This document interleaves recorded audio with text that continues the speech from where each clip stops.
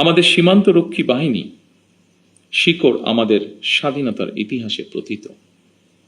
1971 সালের যেদিন চট্টগ্রামের কালুরঘাট বেতার কেন্দ্র থেকে শহীদ রাষ্ট্রপতি জিয়াউর রহমান স্বাধীনতার ঘোষণা দিয়েছিলেন, সেদিন সেনাবাহিনীর সাথে তদানীন্তন ইপিআরের সদস্যবৃন্দ বেতার কেন্দ্রের দায়িত্বে নিয়োজিত এক থেকে গৌরবময় ইতিহাসের সাক্ষী হয়েছেন এবং মহান মুক্তিযুদ্ধের সূচনা লগ্ন থেকে সেনাবাহিনীর সাথে অবিস্মরণীয় অবদান রেখে চলেছেন।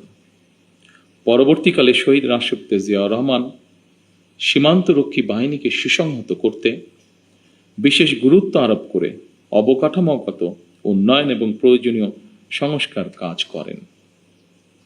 সেনাবাহিনী থেকে যোগ্য ও মেধাবী অফিসারদের পেশনে প্রেরণের সংখ্যা বৃদ্ধি করা হয়।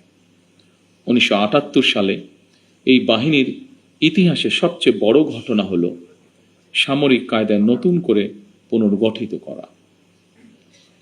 পূর্বের উইংসমূহকে পরিবর্তন করে ব্যাটালিয়নে রূপান্তর করা হয়। দুটি নতুন ব্যাটালিয়ন সংযোজন করে বাহিনীর সংগঠনকেও পরিবর্ধিত করা হয়। দীর্ঘ সংগ্রামের পর আজ জনগণের রায় নির্বাচিত সরকার দেশ পরিচালনা করছে।